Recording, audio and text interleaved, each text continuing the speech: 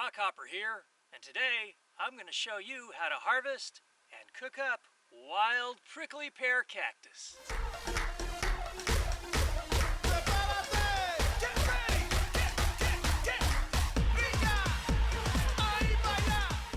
So you're going to want to put your glove on and get your knife and take something like this right here. This is a young pad, so it's going to be more tender than the older pads, and it's going to be a lot easier to clean up as well. It has less spines and they're going to be easier to pull out. So just take this little pad with your glove on to protect your fingers from all the spines, and just cut it right down here, and then we'll take the spines off. And like I say, this is young pad, so it's going to be more tender. So on these young pads, the spines are going to be easier to pull out. Like I can just pull them out just with my fingers. But if you look at the other pad, the older pads, I mean these don't really pull out at all very easily. They're in there pretty good. But again, young pad, easy to get those spines right out of there. And when you're harvesting cactus, you're going to want some good tough leather gloves. And there's still a good chance you're going to get a few little spines in you. Another reason these older ones are kind of a pain is if you look closely here, you'll see these clusters of tiny spines, and they are really a pain because they seem to just get into your skin no matter what you do. Yeah, I think these are called glockids. The young pad really isn't old enough to have established any glockids yet. Alright, so we'll take this with us. The prickly pear cactus is a good source of nutrition in the desert. Not only can you eat the pads, but you can eat the fruit when they are mature. And they're bright red fruit underneath the flower. And the Native Americans used to use the pigment for dyes in their fabrics. Underneath the flowers is what becomes the prickly pear fruit right here. And as you can see, the flowers are really beautiful.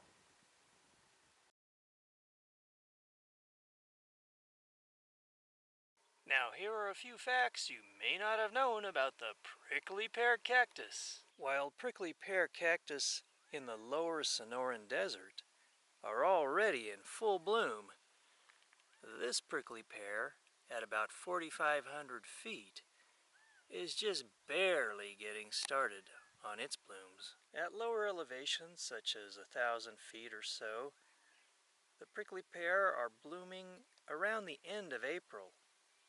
But as you can see, they're barely going here in early May. If a prickly pear pad falls to the ground, it can actually start to take root if it gets enough moisture and create an entirely new cactus plant. Although I don't think that's going to be the case with this pad.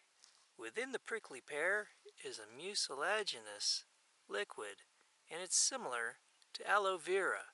And just like aloe vera, it can be used to be applied to cuts, scrapes, and burns to aid in healing. There's no real way to tell the age of a prickly pear, but the larger ones may be up to 50 years old or more.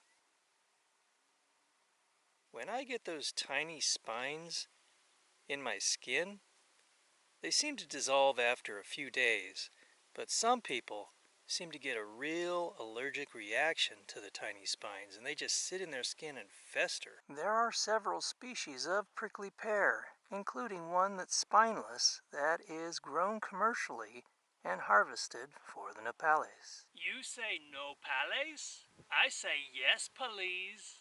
Down in Mexico, the prickly pear cactus is known as nopales when it's cooked up, or nopalitos, which means basically little cactus. Prickly pear pads can be fried, boiled, used in salads, cut up into strips and pickled, all kinds of things.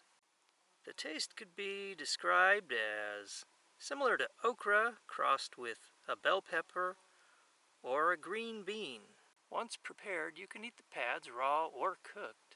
If you put the cactus strips in your salad and then you put your salad in the fridge overnight, you might find that they become kind of gooey, the cactus strips, kind of like a saliva-like consistency oozing out of them. Hence the comparison to okra. So my suggestion is to eat them right away. Otherwise, the cactus meat could become a bit slimy. Welcome to this desert dining with the Rockhopper. My name is Pierre Rockhopper, and today I'm going to show you how to prepare cactus pad. It is... You want to be quite careful about the pad because there are the little stickers, the spines. They will get you just like a tiny, fierce, crazy dog will get your ankles. So, first of all, get something to hold the pad, like gloves or a cloth or something. And then you take the multi-tool if you are in the wilderness, and you just pluck out the spines like so, one at a time if you want to, or you can take a knife and scrape the spines away like so. So I will prepare this one, then I will clean it up, rinse it with some water, and then we will cook it up. You can also scrape the spines with the knife like so, which is actually can be a wee bit faster.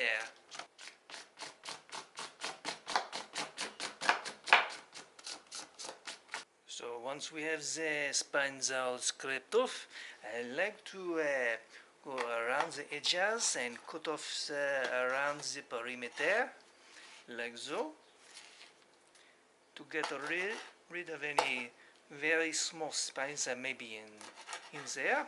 Once you have the cactus despined and you have cut around the perimeter, then it is best to give it a good rinse off very thoroughly to get rid of any spines that may be lingering. I like to be extra careful, so I take the paper towel and I rub it across the cactus pad so to pick up any tiny spines that may be remaining after I've rinsed it. And then I cut in the strips, nice thin strips like so.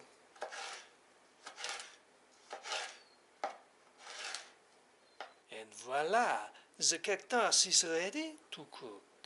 There are a few ways you can utilize the cactus strips, like in salads or other purposes, but today we are going to fry them up. Today we will fry them up in the grapeseed oil.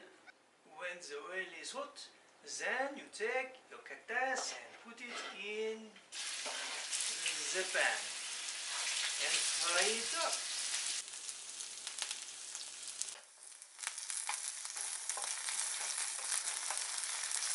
So I have fried the cactus strips for about 5 minutes, and they should be about ready to eat. I have had the cactus strips before, but I have a guinea pig, and his name is Larry, and we will see what he thinks about the first impressions of eating the cactus. Here is the finished product. Hello, I'm Larry Rosenberg in Sedona, Arizona, where we grow a lot of prickly pear cactus. And this is my first time, after 15 years living in this state, to taste it. And here goes. First I check that all of the needles are gone.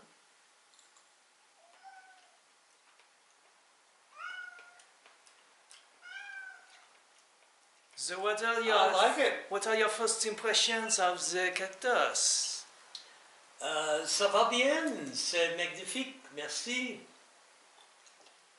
What does it taste like to you? Well, it's deep fried, and anything deep fried is going to taste good.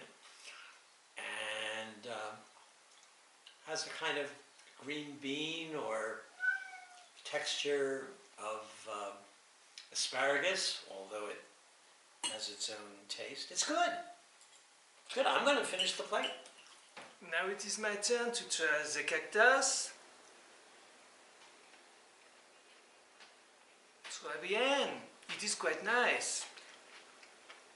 It is sort of like eating a fried green bean, maybe with a hint of okra. Very good. I hope you enjoyed learning how to harvest and cook wild cactus and being in the kitchen with Chef Pierre Rockhopper and being in the dining room with my friend Sedona Larry and getting his take on the taste of it. Don't forget to click that red subscribe and hit that notification bell so that every time I upload a new video, you'll be informed of it. Until next time, this is a Rockhopper. I'll see ya.